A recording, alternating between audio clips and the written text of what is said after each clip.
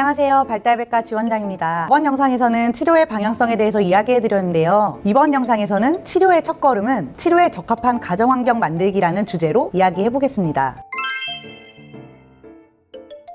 가정환경을 치료에 적합한 환경으로 바꿔준 아이는요, 무조건 치료됩니다. 오늘 말씀드린 내용으로 가정환경을 완전히 바꿔보세요. 3개월만 꾸준히 적용하면 다른 아이가 됩니다. 제가 아이들 치료에 있어 강조하는 것이 있는데요. 바로 치료의 연속성입니다. 아이의 발달이 늦어지고 있다면 하루 1분 1초까지도 아이의 발달이 성장할 수 있도록 해주어야 합니다. 일반 센터에서 40분 치료 수업을 받는다면 하루 24시간 중 40분을 치료 수업 받은 거죠. 그 40분으로는 절대 아이의 발달을 성장시킬 수가 없습니다. 그래서 저희 센터가 5시간을 연속으로 치료 수업하는 이유도 바로 그 이유입니다. 지속적으로 치료적인 환경을 만들어 주어서 아이를 성장할 수밖에 없도록 만들어 주는 거죠. 그렇다면 24시간을 센터와 가정에서 지속적으로 치료적인 환경을 만들어 준다면 어떨까요? 아이들은 치료되고 성장할 수밖에 없습니다. 반대로 치료센터를 5시간 다니고 나머지 시간을 이전 생활과 똑같이 한다면 그 아이는 딱 5시간만큼었지만 성장하게 될 것입니다. 그렇기 때문에 24시간을 치료 환경으로 바꾸어 주어야 하고 가정을 치료에 적합한 환경으로 바꾸어야 되는 겁니다. 지난 영상에서 아이가 건강한 방향으로 치료되려면 아이의 사회화가 가장 중요하다고 말씀드렸죠. 그렇다면 가정 환경 또한 사회성이 좋아질 수밖에 없도록 만들어 주어야 합니다. 아이의 사회성 발달을 촉진하고 싶다면 먼저 지금 아이의 환경이 사회성 발달에 적합한지 그렇지 않은지부터 분석해 봐야 할 것 같아요. 현대 사회는 매우 빠르게 변화해가고 있죠. 그럼 우리의 자녀들은 어떤 환경에서 노출되며 자라고 있나요? 아이가 현혹될 만한 화려하고 소리나고 불빛나는 장난감이 많은 세상이죠.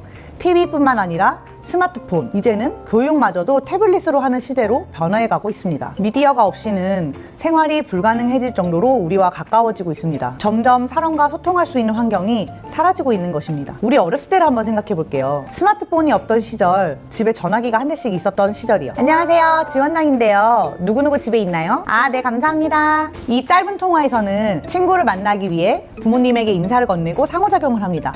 누구 놀이터 갔는데? 그 시절에는 놀이터에 가면 동네 아이들이 3, 4, 5 모여 매일같이 뛰어놀고 상호작용하고 그런 시절이었었죠. 어떻게 그게 가능했을까 생각하면 지금처럼 다양하게 놀 수 있는 환경이 많지도 않았고 부모님들이 다들 바쁘셨기에 아이들을 쫓아다니지도 않았고 아이들끼리 많은 것을 해결하고 유대관계를 형성하며 자랐던 시절이었기 때문입니다. 반대로 현대 아이들은 어떻죠? 친구들을 만나 뛰어놀기보다는 TV 보고 게임하고 유튜브 시청하는데 더 많은 시간을 쏟고 있습니다. 현대사회에 살고 있는 아이들은 여러 발달의 어려움을 겪고 있습니다. 장애와 비장애의 이야기라기보다는 사회성의 어려움, ADHD로 조절의 어려움, 옳고 그름을 분별할 수 없는 등의 많은 어려움을 겪고 있습니다. 이것은 누가 아이를 잘 키웠다 못 키웠다의 문제가 아니라 현대사회의 문화에 따라 육아 환경이 많이 달라졌기 때문에 그 영향을 고스란히 아이들이 받고 있다는 것입니다.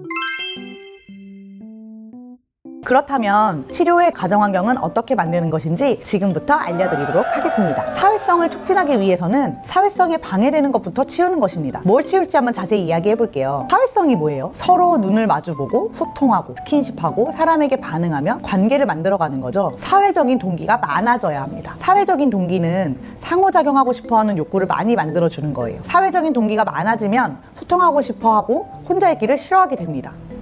그렇다면 사람과의 소통을 차단하고 있는 것을 치워야겠죠. 자, 머릿속에 몇 가지 떠오르는 것이 있지 않으세요? 네, 맞습니다. 소통의 적 미디어입니다. TV를 아이가 보지 않는 곳에 두어야 하고요. 스마트폰은 앞으로 절대 주시면 안 됩니다. 너무 많은 장난감 또한 안 됩니다. 특히 누르면 소리가 나는 장난감은 스마트폰과 다를 바가 없기 때문에 절대적으로 버리셔야 합니다. 또 기타적으로 책만 보는 아이, 그림만 보는 아이, 글자만 보는 아이는 책도 치워주셔야 합니다. 저는 왜 이렇게 단호박일까요? TV, 스마트폰, 장난감에게는 한 가지 공통점이 있습니다. 상호작용이 아니죠. 일방적으로 시각적으로든 청각적으로든 걔네가 자극을 마구 쏩니다. 그리고 TV를 보는 우리의 자세는 어떻죠? 가만히 몸을 움직이지 않고 생각하지 않고 주변을 의식하지 않고 TV만 보게 됩니다. 매일매일 상호작용하고 뛰어놀고 다양한 자극을 받아야 성장하는 아이들에게 TV, 스마트폰은 가만히 몸을 움직이지 않고 생각하지 않고 사람을 보지 않게 만듭니다. 어른은 이미 뇌와 신체가 다 성장한 상태이기 때문에 조절이 가능하지만 아이들은 미성숙한 존재이기 때문에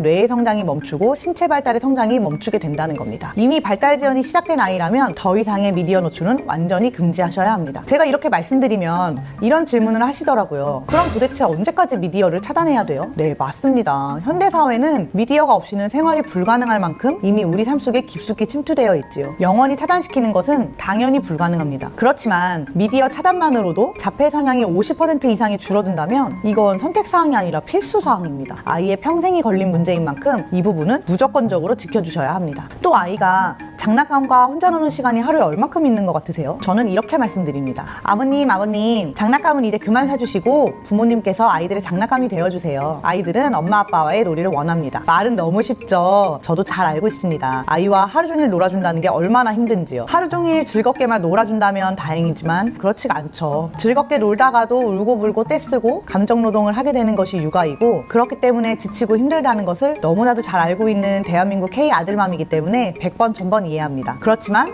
오늘은 아들맘이 아닌 발달 전문가로서 객관적이고 과학적인 이야기를 해드려야 하기 때문에 저의 공감과 감정을 잠시 넣어두겠습니다. 장난감도 미디어와 마찬가지로 평생 차단시킬 수는 없겠죠. 그렇지만 연구에 따르면 인간관계의 결핍으로 인한 장난감 집착이 보이는 아이는 유사자폐의 양상을 보이고 있고, 해를 넘어가면서 임상보고의 수가 무한급수로 늘어나고 있다고 합니다. 평생 차단할 수는 없습니다. 아이가 사람에게 관심이 생기고 상호작용 욕구가 살아난다면 그때 장난감이라는 매체를 활용해서 관심사를 확장해 놀이해 주셔도 됩니다. 아이가 장난감하고만 놀려고 한다면 눈에 보이지 않는 곳에 치워주시고, 아이가 의지할 곳은 오로지 엄마와 아빠가 되게 환경을 만들어주세요. 처음에 TV를 보여주지 않거나 스마트폰을 주지 않으면 아이들이 떼를 쓰기도 하고, 심한 경우에는 울고불고 난리가 나기도 합니다. 아, 내가 보고 싶어도 볼 수가 없구나, 내가 울고불고 난리를 해도 볼 수가 없구나, 부모님의 권한이구나를 인정할 때까지 부모님이 그 모습을 좀 참고 기다리셔야 합니다.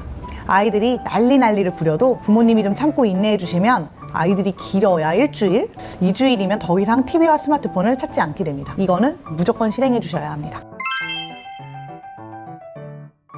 자, 이제 치울 것을 다 치웠으니 채워줄 차례겠죠. 아이와 놀이할 방을 지정합니다. 집에서 가장 작은 방일수록 좋습니다. 작은 방에 한눈팔 것들은 다 정리해 주시고요. 오로지 엄마와 아빠만 볼 수 있도록 만들어 주세요. 놀이의 방에서는요, 아이와의 스킨십 몸놀이로 건강한 애착 형성을 만들어낼 거예요. 스킨십 몸놀이 어떻게, 얼마나? 사실 아이들이 원하는 것은요, 화려하고 대단하고 매일 무언가를 창조해내야 하고 그런 걸 원하는 건 아니거든요. 저희 첫째는 5살이고요 둘째는 8개월인데 둘 다 비행기 태우고 목마 태우고 간지럽히고 깍꿍놀이하고 다 좋아합니다. 물론 5세 아이의 놀이가 8개월 아이의 놀이보다는 기능적으로도 감정적으로도 세밀하고 단계가 당연히 다르겠죠. 그치만요, 아이들이 공통점이 있어요. 아무리 놀이 수준이 달라도요, 그냥 엄마 아빠가 놀아주는 거 다 좋아해요. 좋아합니다. 똑같은 거 해줘도요, 또 해달라고 하는 것이 아이들입니다. 아이들은 그냥 엄마 아빠와 하는 그 시간, 상호작용하는 그 시간이 너무 행복하고 좋기 때문입니다. 처음에는 딱 3개만 반복해서 해보세요. 처음 시작을 3가지 놀이로 반복해 주시다가 아이가 점점 즐거워하는 반응이 오고 놀이를 요구한다면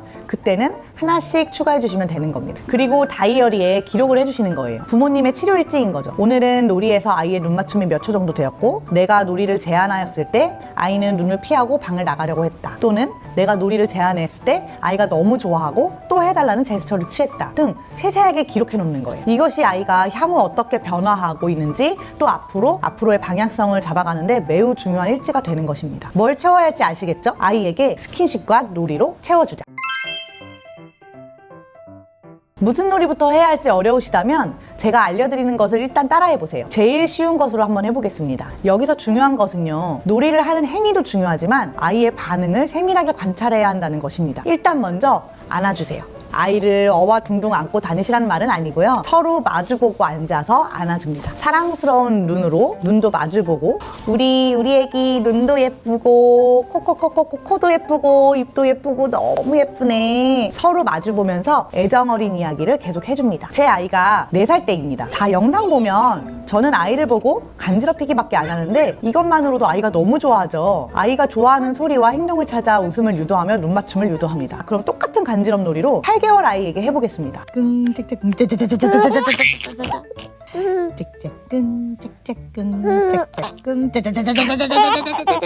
말을 하지 못하는 8개월 아기에게 똑같이 간지럼 놀이를 해주었습니다. 8개월 아기도 너무 좋아하죠. 저는 간질간질 놀이밖에 안 했는데 그냥 이것만 해도 애들이 너무너무 좋아해요. 제가 엄청난 놀이 스킬로 아이들의 시선을 가져온 것이 아닙니다. 눈을 바라봐주고 아이에게 스킨십 해주며 좋아하는 놀이를 제시했을 뿐입니다. 그랬더니 아이들은 8개월이던 5살 아이던 박장대소하며 그 놀이를 또 해주기를 기다리고 저만 쳐다보게 됩니다.